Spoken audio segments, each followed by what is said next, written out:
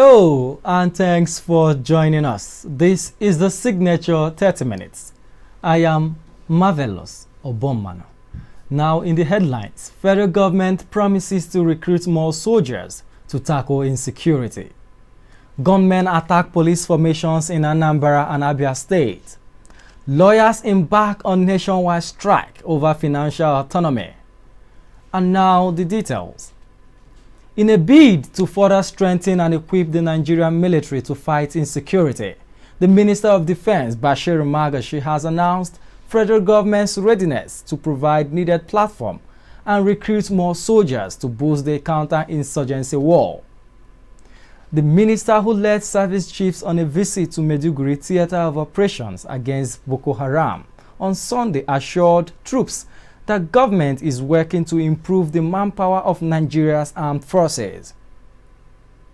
Magashi, who said he was in Maiduguri with the service chiefs to assess the fighting spirit of troops of Operation Lafia Dole, commended them for their dedication and high spirit, even as he urged them to remain committed in the operation. He observed that the Nigerian military has distinguished itself in various operations across the world, and that of the insurgency would not be different. Fresh fear has gripped residents of the Tunga-Maje, a suburb of Abuja, the Nigerian capital, over another incident of kidnapping in the community. The community was attacked on Tuesday night and 4 persons were kidnapped, 1 police officer killed and a member of the community vigilante seriously injured as they attempt to repel the attack. Signature TV correspondent Chibeze Obi visited the community and now reports. In September 2020, Tunga-Maje was attacked.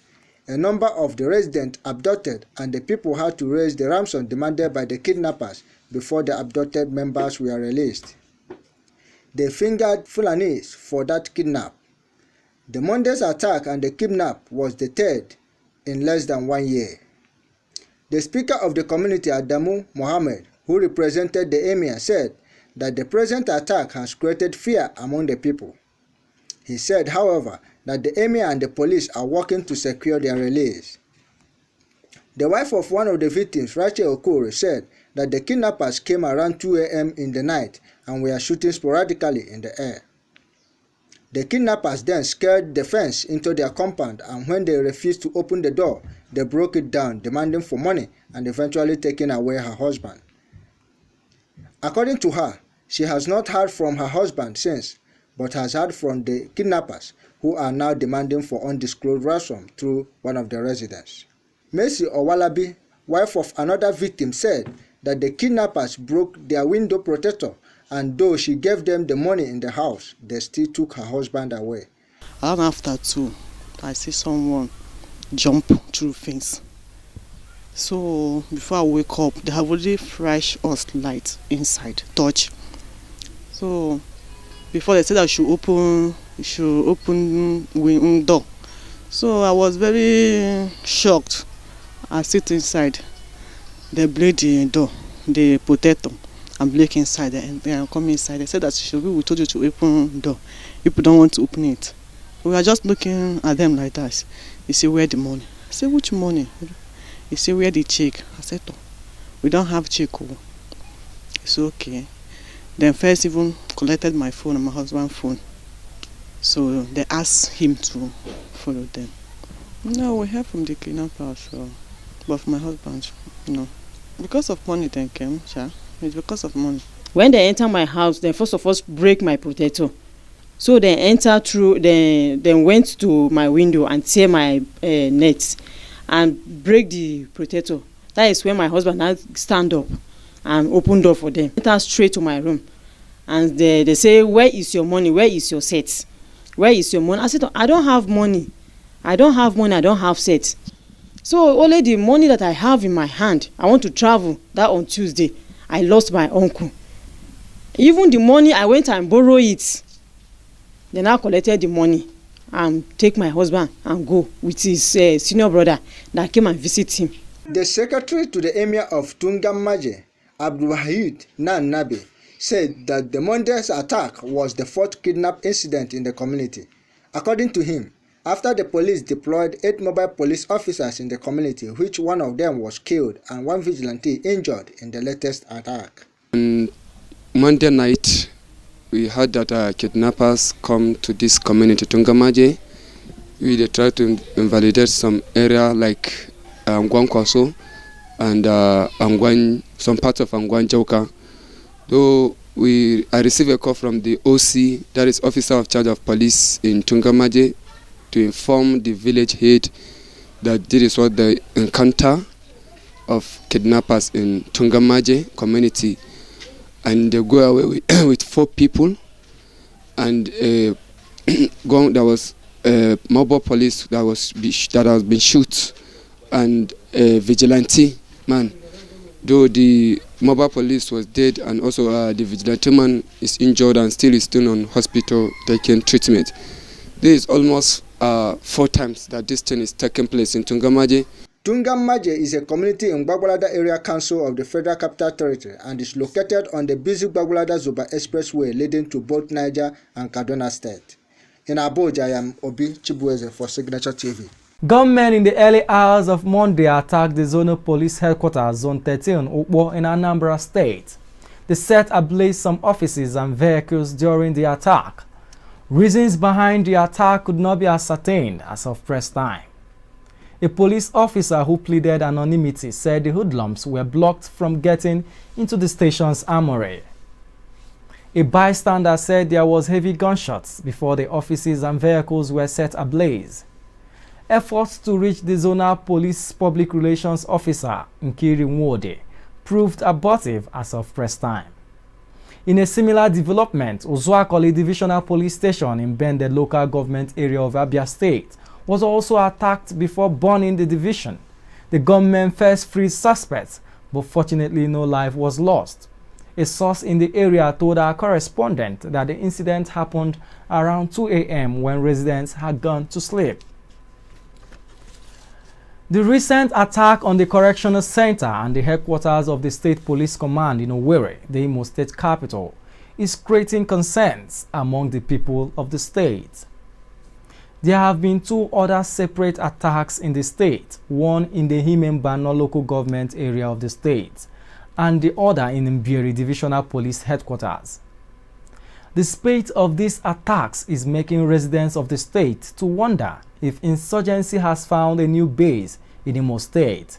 Signature TV correspondent Chibezobi has been following developments and now reports. Both experts and residents of Imo State are more worried about the source and the sponsors of these attacks in a state that is considered secure and peaceful.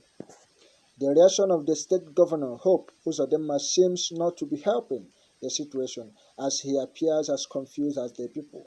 Governor Uzodinma had first accused the indigenous people of Biafra, IPOB, of being responsible for the attacks.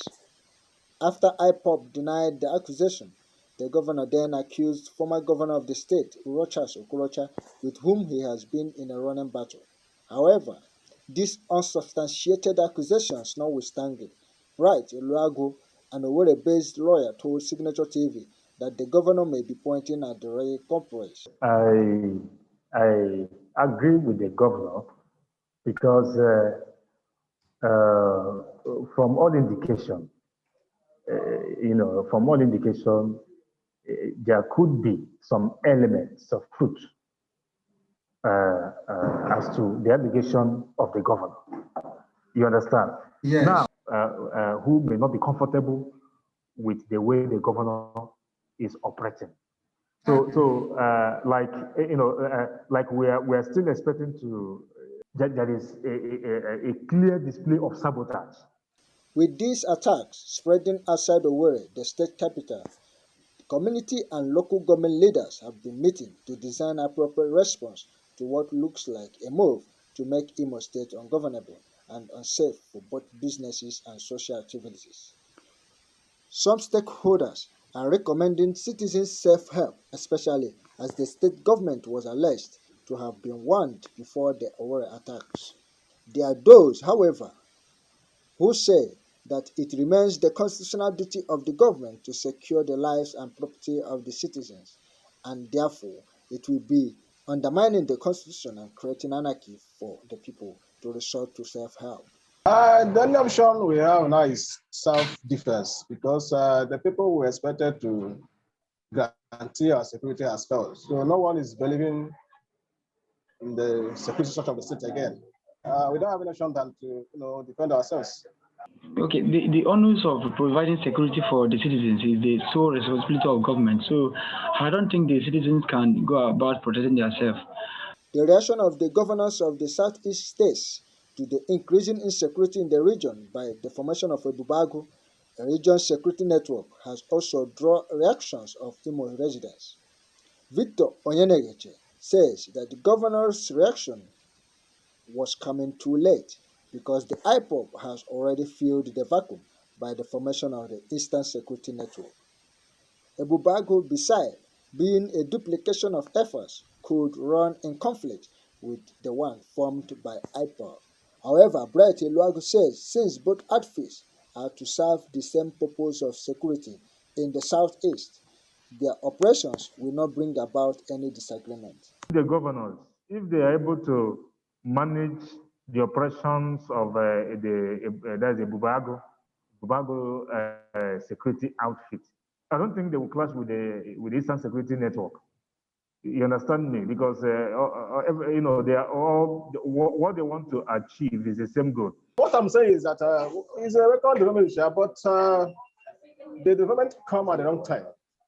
They say that the delay is dangerous, and if they have done this on time, there wouldn't be all this insecurity now. It might crash. That's why I say that it come up on the wrong time. So there is every tendency that it will crash. The attack on the Owerri Correctional Center and the headquarters of Imo State Police Command has been condemned by the Nigerian Governors Forum, and the President Muhammad Buhari has described it as an act of terrorism. Chibueze will be in Abuja for Signature TV. The Lagos State Governor Babajide Sanwo-Olu says call for the creation of state policing is long overdue. Speaking in an interview, Sanwo-Olu said Nigeria should make state policing happen. The Lagos governor stated that once police outfit is domesticated, it will be easier for officers to effectively tackle crimes in the state, since they are already used to their different host communities. He explained that the Lagos state government has been supporting the Nigerian police force in the state with the purchase of vehicles, provision of fuel and allowances, which should be done by the federal government. He said that state policing will help the personnel understand issues around their respective terrains and know how best to approach such issues. The governor also spoke on transportation in the nation's commercial capital, noting that his administration will not scrap the yellow buses, popularly known as Danfo, but will remodel them to meet modern standards. The governor announced that the state has signed an agreement with a local bus manufacturing company to replace buses burned down during the EndSARS protest. Two issues have now arisen among Islamic and legal experts over the Hisbah arrest of 8 persons in Kano State on Thursday for not observing the Ramadan fast. The first issue is whether Ramadan fast is compulsory and therefore to be forced.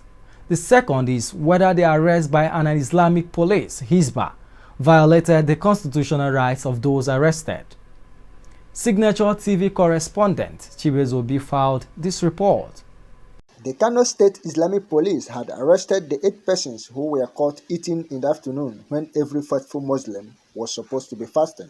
However, an Islamic cleric, Imam Sharifuddin, is faulting this arrest. He told Signature TV that nobody under Islam has authority to punish anyone who fails to observe the Ramadan fast. He posted that Islam as a religion is not a faith of force or compulsion, because only Allah rewards for good deeds and punishes for our transgression.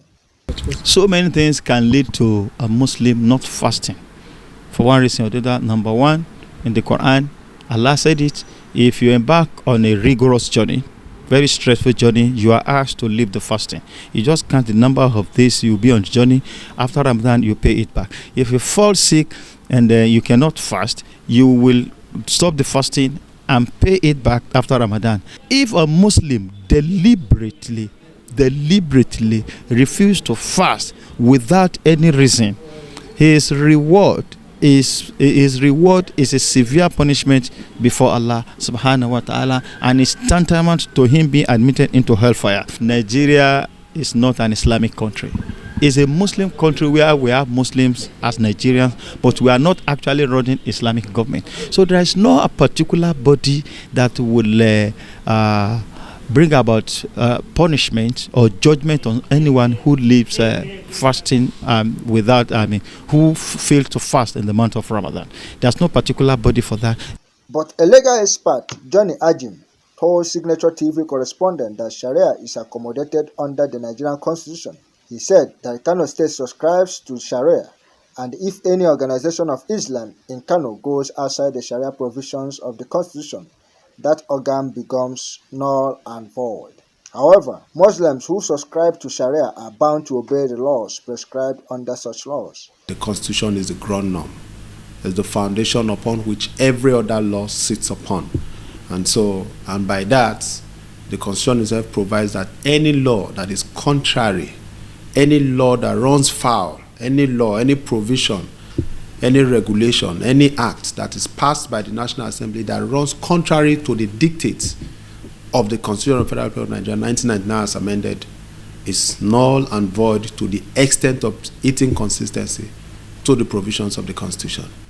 You all know that, or rather, I think it's of common knowledge that we know that under the Sharia law, which is the Islamic law, it provides for all kinds of, if I may use the word, inhuman kinds of punishments when it comes to offenses and when persons violate those the Sharia law. Implementing Sharia law in whatever form that runs contrary to the provisions of the Constitution is null and void, and when such is being sought in the court of law, definitely I know the court will do justice and set whatever form of punishment or violations that were meted out to such individuals in favor of that person against the state or the individuals who try to apply such. The Ramadan is a 30 days fast, which is stipulated by Quran for any Muslim, and the faithful comply with the Ramadan fast, during which their good deeds are expected to be rewarded by Allah. Chibueze Obi in Abuja for Signature TV. Judiciary workers and the Nigerian Bar Association on Monday commenced a nationwide strike over non-implementation of financial autonomy for the judiciary as the third arm of government. The association since April 6, 2021 left the courts in Nigeria under lock and key because of the failure of government to come to terms with their demands. The lawyers on a peaceful march with judiciary workers who are protesting financial autonomy moved to the National Assembly but were denied entrance by security officials. They had earlier converged at the Court of Appeal gate before proceeding to the National Assembly to register their demands. The Nigerian Bar Association President Olumide Akpata on Friday directed its branch chairmen nationwide to visit government houses in their respective states to press home their demands. All political parties in Enugu State have been urged to zone the governorship position in the forthcoming 2023 elections to Enugu East Senatorial Zone. The call was one of the major resolutions reached at the high-profile indoor meeting held on Sunday at the palace of the traditional ruler of Nike, Igwe Julius Nnaji. The Speaker, Enugu State House of Assembly, Edward Ubose, who comes from Enugu East, told newsmen that zoning the gubernatorial position to Enugu East Senatorial Zone will promote peace and political stability in the state. He added that the leaders of the zone were working on a partnership with other senatorial zones in Enugu State in order to achieve their quest to produce the next governor. Ubose added that those trying to change the rotational arrangement of governance in Enugu State are few, and that the controversy and increasing tension on where the next governor will come from in 2023 is the handwork of those who want to create confusion. Also, other prominent sons of Enugu East Senatorial Zone who spoke to the newsmen after the indoor meeting, such as Honorable Uche Ede and USA Igwesi, described zoning in the state as an unwritten understanding. You are watching Signature 30 Minutes. We'll be going for a commercial break. The news continues after the break. This is signaturetv.org. Breaking the news. Following the news. Analyzing the news. 247 round the clock. All on the go. signaturetv.org. News in your pocket. Welcome back. The news continues. As the Nigerian economy struggles, experts are expressing concern over the non-diversification of the economic base of the country. However, the immediate concern of many Nigerian families is putting food on the table every day as prices of foodstuff rise across the country. Signature TV correspondent Ifunanya Ilodianya has been speaking to Abuja residents and now reports.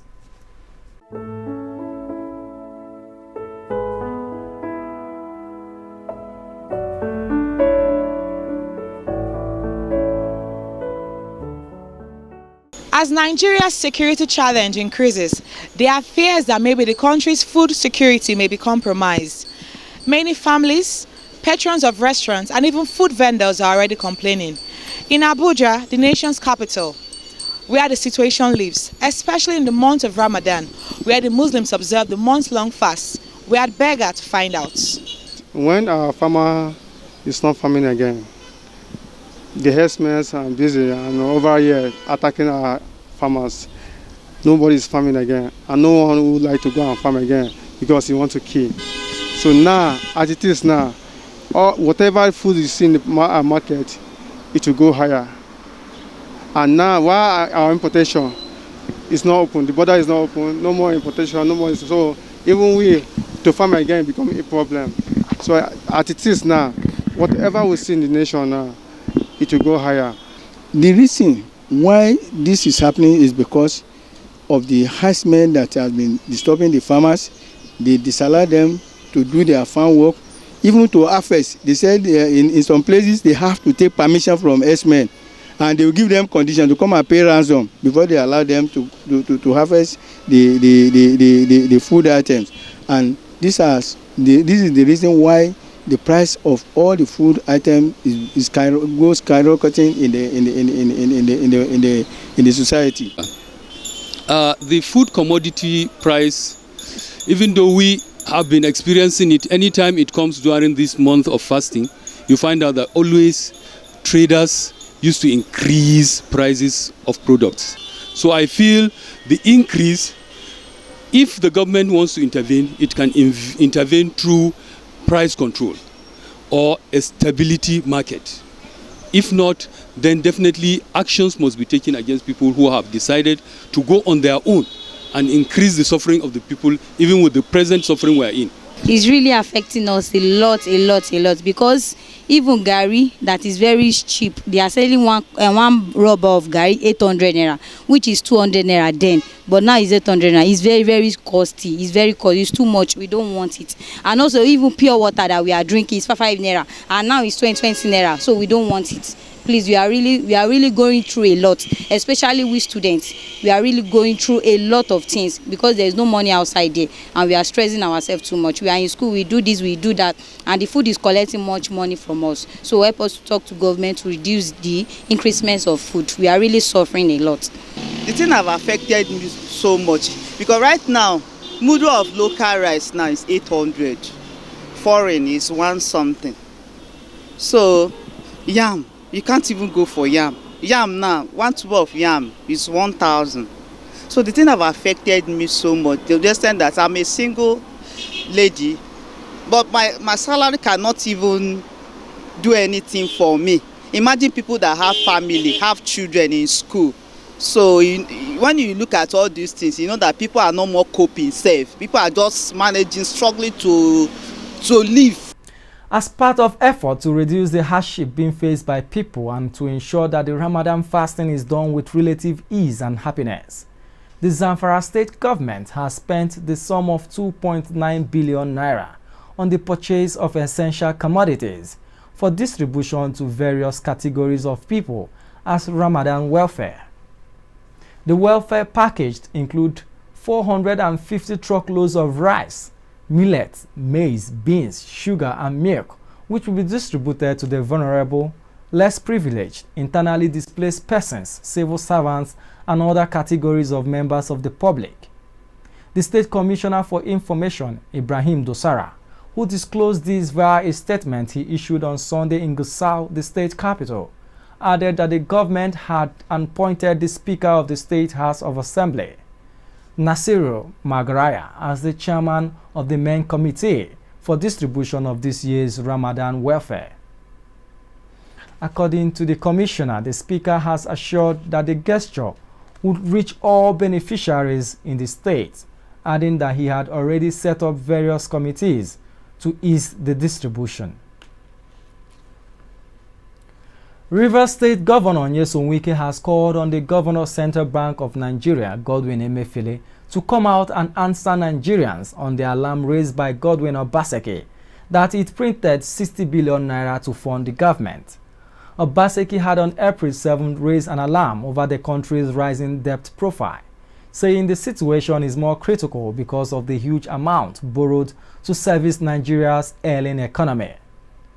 Wike expressed worry that the Central Bank of Nigeria's Governor Emefiele, instead of telling Nigerians the true position of things, he is more concerned about collecting the bailout loan given to governors. The claim has been generating various reactions from Nigerians. The Central Bank of Nigeria, the Minister of Finance, Zainab Ahmed, among several others.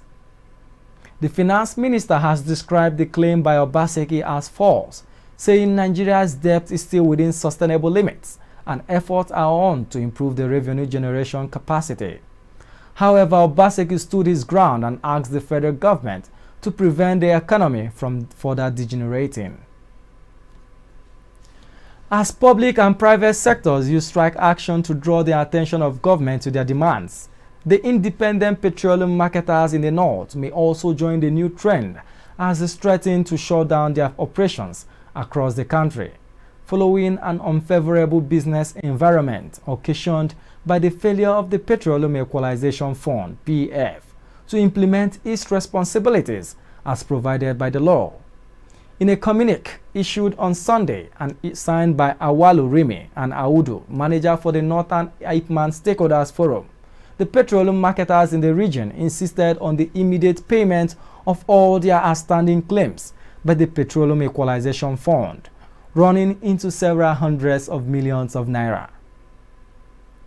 The petroleum marketers who met in Kano State at the weekend consisted of all stakeholders in the industry such as AA Rano, Aliko Oil, Shafa Oil, Maikafi Oil, Amamsco, as well as the depot managers of Jos, Gombe, Kaduna, Gusau, Kano, Yobe, Meduguri, among other several stakeholders.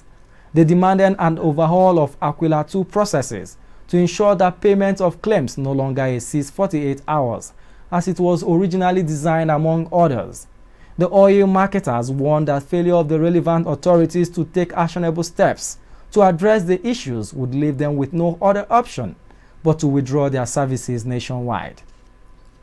And now moving over to sports, chairman of Tottenham Hotspur, Daniel Levy, has relieved Jose Mourinho of his duties as the club manager on Monday morning, less than a week to Manchester City clash in the Carabao final. Tottenham have been struggling this season to make an entry into the top 4 of the English Premier League log table to stand a chance of playing European football next season. The Portuguese sacking was confirmed via a public statement on the club's website.